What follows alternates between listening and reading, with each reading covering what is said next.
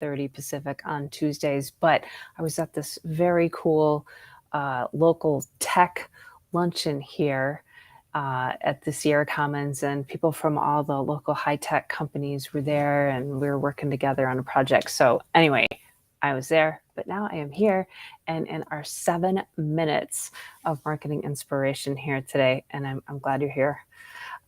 You're going to get information that I just want to share with you on how you can set up your sales pipeline and manage your opportunities. If you're already a wizard at this, awesome. Weigh in, maybe give some pointers here. That would be great. And if it's something that you feel like, ooh, I could do a little bit better at managing my opportunities and maybe even set up like a sales pipeline, I just want to share a few things with you. So the first one is maybe almost like point zero, the point number zero before we get to point one is point zero is if you're just thinking about your opportunities, you might start, I guess, with thinking about who your dream list is, your top 50, your top 100 companies or clients or prospects that you'd like to work with are. Like, who are those people? And you just really know who your audience is and who you're going after. So that may be just like very, very preliminary. But I wanted to bring it up because it's something that it's really good to talk about. So getting more specific to sales pipeline, once you're talking with someone, you can think about what stage they are at. So that's the first thing to maybe consider is what stages do you use for your sales pipeline or your opportunities. One way you can do it, just for example, you could have your top stage be a lead.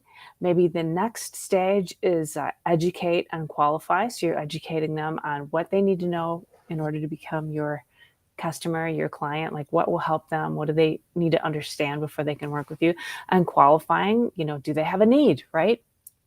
Did you do a needs assessment? Do you know what they need? So that lead could be the first stage in your sales opportunity, your sales pipeline, your sales management. The second one might be educate and qualify. And the third stage might be validate and decide. So after they've learned about how you can help them and all the things that you can do for them and their business, their company, the problems that you can solve for them, how it's done. Then the next stage is going to be, they're going to be validated. They're validating, like, are they really good? Is that going to help me? Is this solve what I need? And they're deciding if they want to work with you. And you can be deciding if you want to work with them too, because it's got to be a fit for sure for both parties in the deal here. So lead, educate and qualify. The next can be validate and decide. And then your next one might be purchasing, like they've said yes, but haven't actually made the purchase. So that happens with me sometimes, where I'll have someone say yes, and then we need to get maybe the agreement signed or money exchanging hands or whatever needs to happen, handshake, however you do it. So the official yes, the official go, right? So they're purchasing. And then you could have a one. So when it's closed, you can have a one. You could have, when it's just not a fit, you could have a not a fit, you could have a lost. And then today, thank you. One of my friends said, hey, you should have one called parking lot. So if you're like super purist about this, you might be like, no, don't have a parking lot. But parking lot could be like those people who say, yep, sounds really good, not urgent right now, totally interested, maybe later kind of a deal. So you want to talk with them. They're not a fresh, hot, new like lead that's going to close in a minute, but you want to keep track of them. So parking lot could be a stage if you felt comfortable doing that. So that's the stages.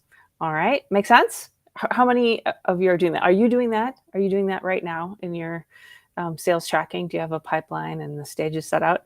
You could definitely have different stages than what I just gave. That's just an example. Your stages might be completely different. They might be new lead, demo, sent proposal, sent software development kit, or sent proof of concept, or whatever the thing is, met in person, so you might have different stages like that. But I like to use the lead, educate, qualify, validate and decide, purchasing, one. And now I'm thinking I'm going to add a parking lot to mine too.